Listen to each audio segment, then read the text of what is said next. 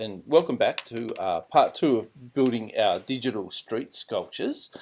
And in this lesson, we're going to have a look at just some different techniques for like extruding objects and applying different effects to them so that you can get things underway. So I've been just quickly in the meantime working on this kind of like a thing here, and it's just kind of like a random collection of objects and textures and things. So I'll just pop that into rendered mode so you can see what I've been up to. Okay, so and that's it kind of sitting in the scene. So it's rendered up. You can see it's got some reflective sort of gold surfaces in the middle. It's got some kind of metallic structures and some weird sort of other kind of chrome structures moving through it. So let's have a look at some different types of ways that you could make a structure for yourself.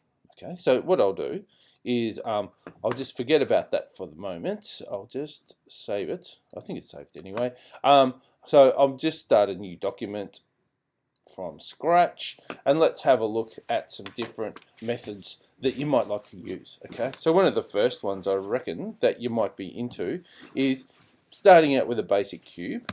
Now, if you don't have a cube in your scene, you can add it at any time. So you can come down here to add, and you come to mesh, and we'll move up to cube. And you'll see there's actually lots of other interesting forms that you could use, but let's just start out with a basic cube here. And we're in object mode down here at the moment.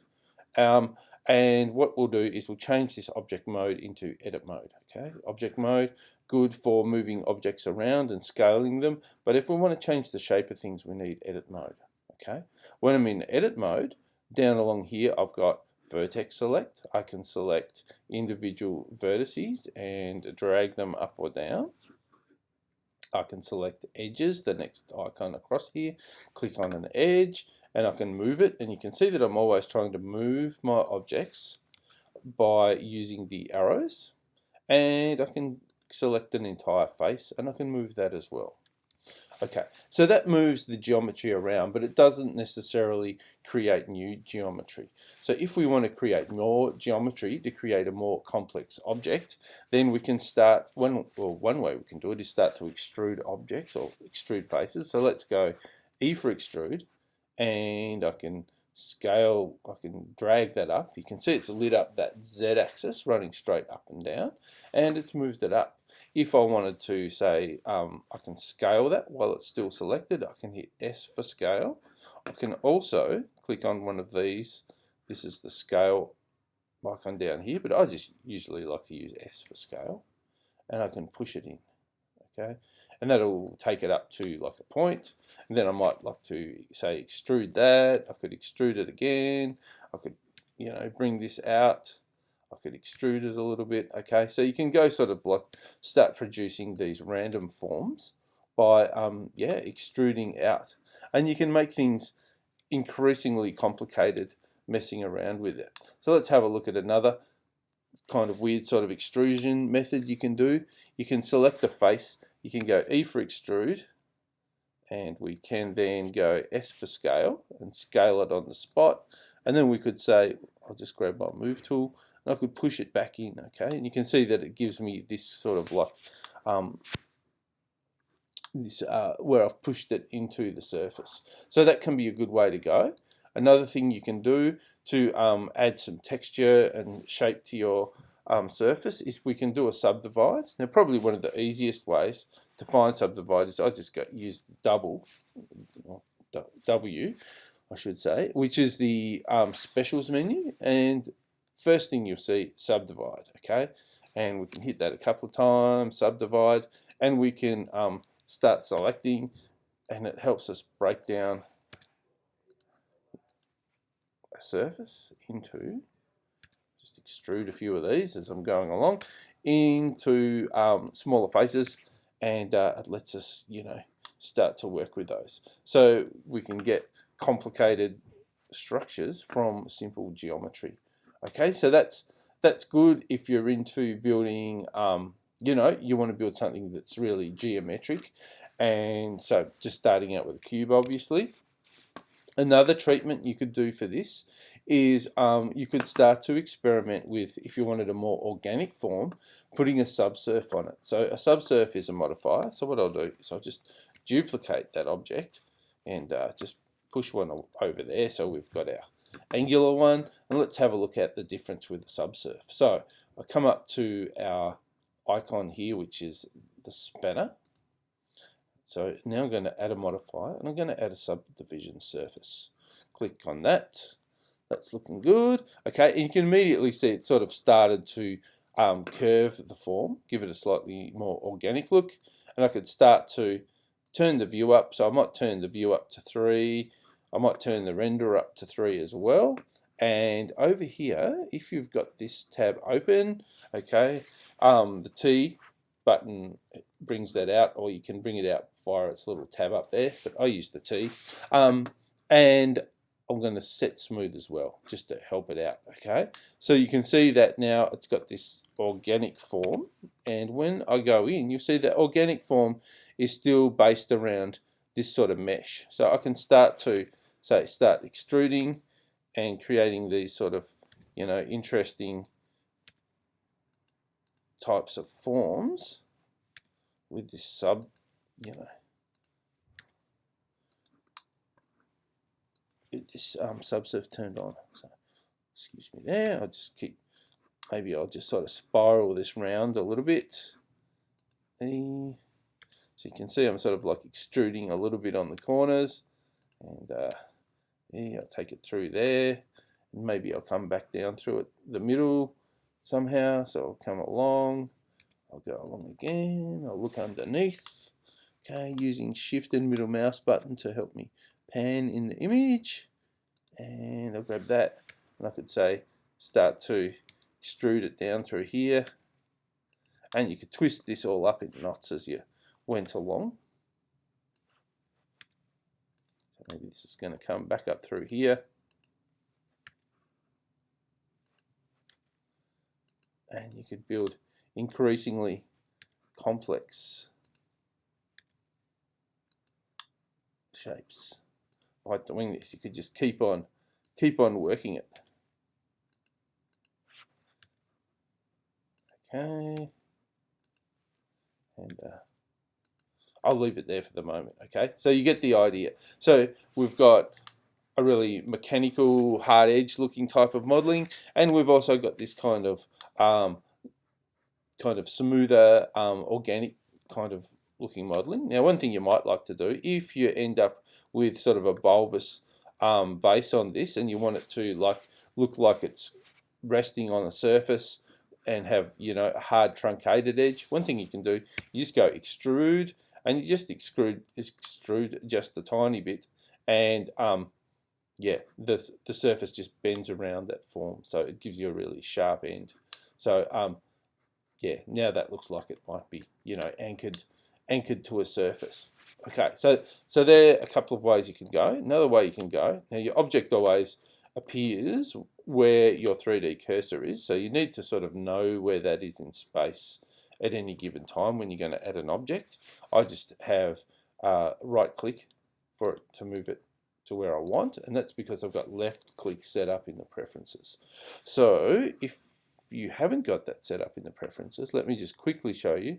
Change this window to user preferences, input, left, make sure that's enabled, make sure emulate numpad's enabled as well, and just go save user settings.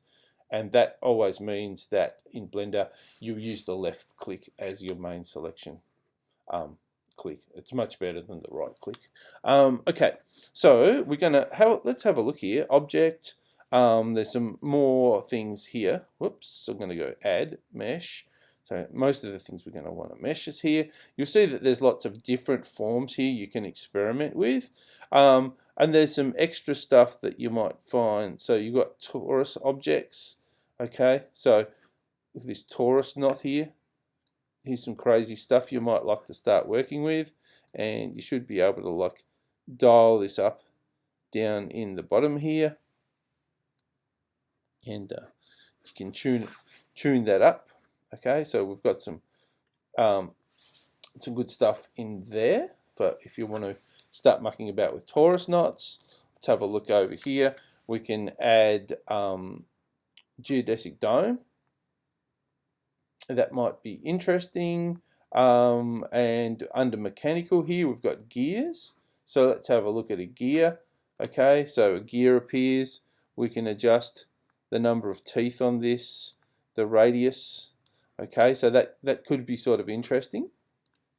Another interesting thing, style that you can get, so we can start hooking these things together into some kind of bizarre modernist abstracted sculpture. Let's have a look here. We could go tab, and we might want to say have the mesh of this form, but not necessarily see the faces. So one way that we could do this, and we can do this on any form, we could go X for deletes, and we'll delete only faces. Okay, whoops, only faces. That's cool, and we can see that now it's left this sort of interesting all these edges in our with our object. Now, there's different things we could do with this, but one thing that we could do that's cool is we might just go into edit mode, select the whole lot, and we'll just go E for extrude, and let's do a scale on that extrude. Whoops, E for extrude, scale. Oh, okay.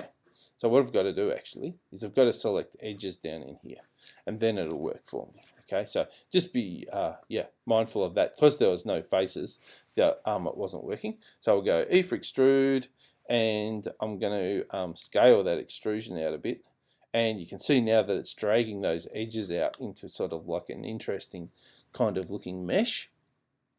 That's cool. Okay, so that might give you something interesting. And if you want to go a bit further with that, we can go add modifier, and we can look at giving it some solidify. And solidify, we can change the thickness of that. So here we go, sort of chunking it up a bit. You can mess around with how it works, but it's all pretty cool. Okay, so it gives you an interesting hard edge type of look for this sort of mechanical object. And if you want to go a bit crazier again, we could add something like a subdivision surface. And 1, 2, let's go up to 3 and 3, and you'll see that it starts to like add sort of like curves and things inside that as well. So that can be interesting. You can actually change the order of these as well, and they'll give you different effects. So you can use the arrow to move them up or down the stack, and it can change the way that they look. So that is another couple of options to give you some interesting types of features. Whoops, I'll just undo that. And okay, so these things are looking good, but if we flip it into rendered mode, you'll see that, okay, here's our objects. We haven't got any real materials on these yet. Okay, so I'm in Blender render, which is a pain. I don't know why that's default. That always annoys me. Okay, so here we are in cycles. We can see that we've got no real materials on this yet. So let's just have a quick look at materials in Blender. Okay, so I'm going to go back to solid mode just for the moment, and let's work on this torus knot that we've got hanging about here. Whoop. So I'm going to go into object mode just to make my life a little bit simpler for the moment. Let's have a look at it. So I'm going to go to my materials, which is this bowl shape here, and I'm making sure I'm in cycles, and I'm going to add a new material. Okay. Now when it first appears, you'll see that we've got a diffuse shader. The diffuse shader is just a really simple non-reflective surface. So I can click on the white, and I can start to change the color of that. If you want to see it, we can move into texture mode. Show it. Usually I move into material mode. Yeah, we can start to see it applied in material mode. So I can change the color, just moving around this kind of the bowl here, and adjusting it, and I can adjust my slider here as well. Okay, so I've got two controls. That's cool. All right, now if I click on diffuse, it shows me a whole lot of different shader options that we've got. We've got some super easy ones like, you know, glass, if you want to make it look like glass. You don't see that until you go into a render. So if I pop it into a render, it'll start rendering and the glass is gone sort of dark and see-through because you can see the grey of the world behind it.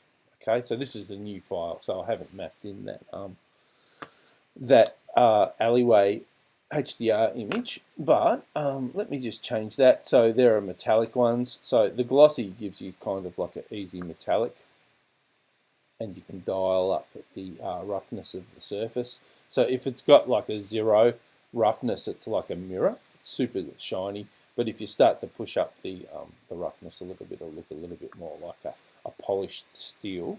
But those are really becoming the older shaders now, and the one to really look at is the principled BSDF. That is a new shader in Blender, or relatively new, and it's pretty much a shader that does everything. It works well with other render engines and other software, so it's becoming the industry standard shader to work on. So let's have a look here.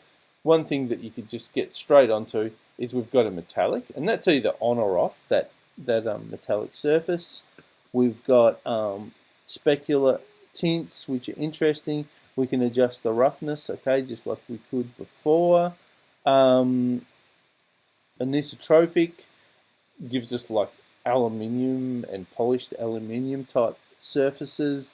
We can adjust the sheen, you know, clear coats. We can get glosses, glasses. We can pretty much do every type of surface with this. So check that one out and just have an experiment with it. Okay, so it's what we're all about at the moment is doing these sculptures, the experimental pieces. Okay, so that's another way we can go. Let's have a look at one more type of method that you might like to use with your sculpture, and I'll do it on this as probably the simplest form, and let's do it this way. Okay, so what we're going to do is I've got this kind of hard-edged form, which is cool. What I'm going to do is go into edit mode for this, so click on edit mode. I'm going to select all the objects, so A for all or nothing is the way I always think about it.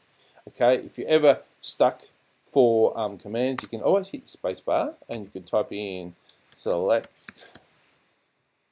all, okay, if you're new, and you can see here we got a select or deselect all. So if you hit your spacebar, it will bring up this menu. Type in, if you can think of what the general command's called, it'll bring up a list of things that match, and they operate. So if I select deselect all, you can see it deselected everything.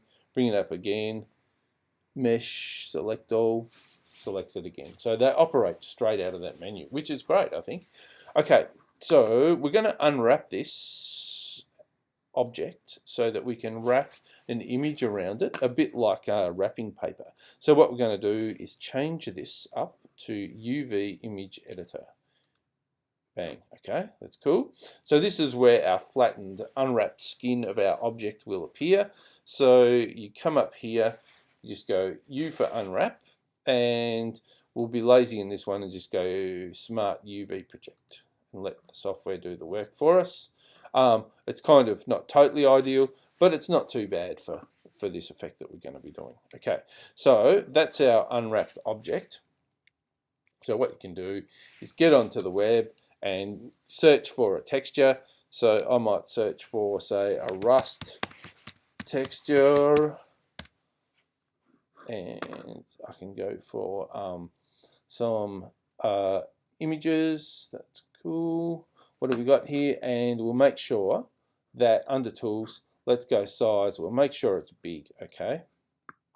Now some of these rusts are tricky because they tend to all be taken fairly close up, which can kind of mess up the scale of the object. If you mess something that's taken up really close and then you put it on an object, it looks like weird. But anyway, let's just roll with it anyway. So I'm just going to keep scrolling down through some rust to see if I can see anything that's sort of interesting. that I might want to go with. Not really. Okay, you can join these textures together as well. This one's sort of, let's have a look here. Okay, so let's visit it.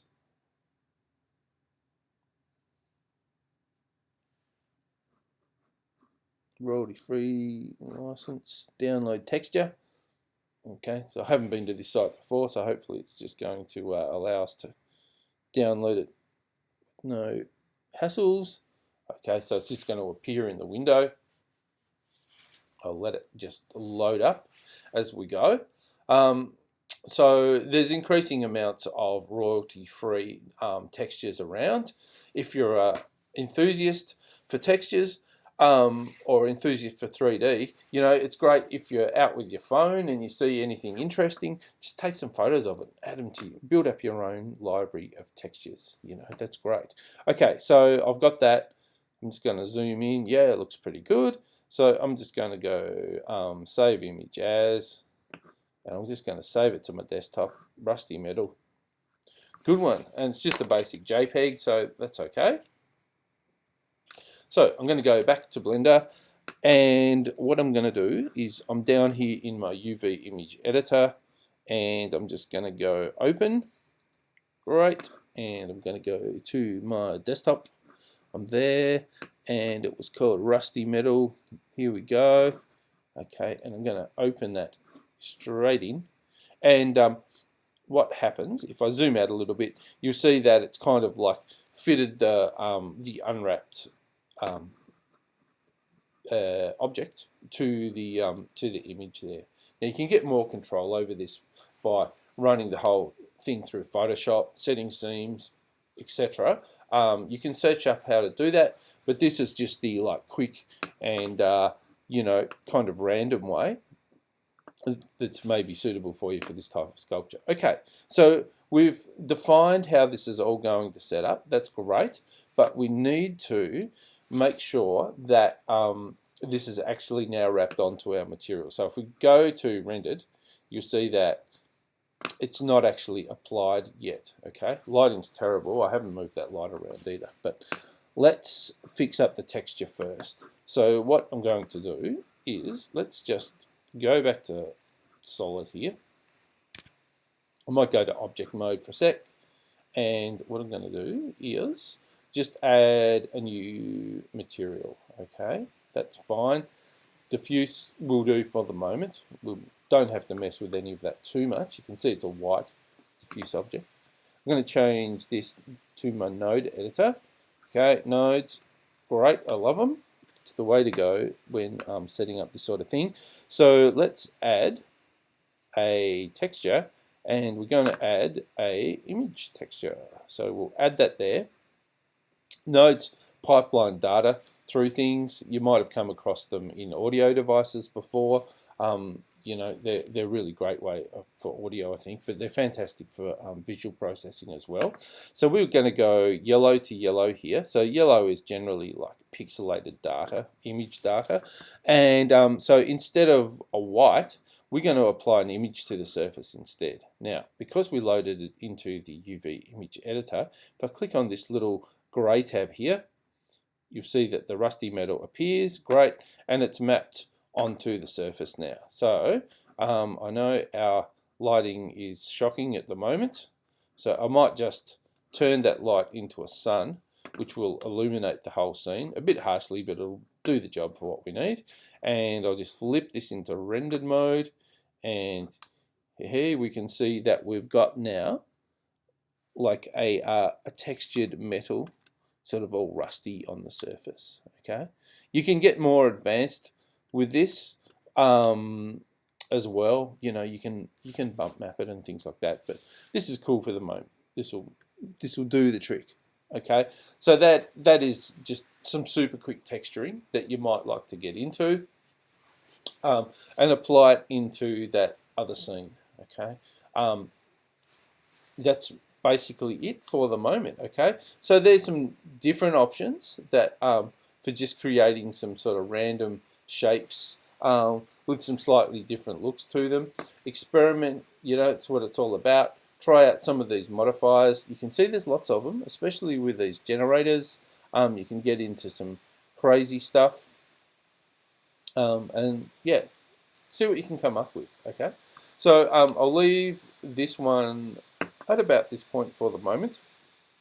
Yet to go, we'll have a look for you 2D artists at maybe applying a 2D image to some kind of like plinth or wall object that we place into the scene, and also for anyone that wants to build like some sort of GIF or animation out of it, we'll have a look at that in ahead, as well. Okay, so that's it for now.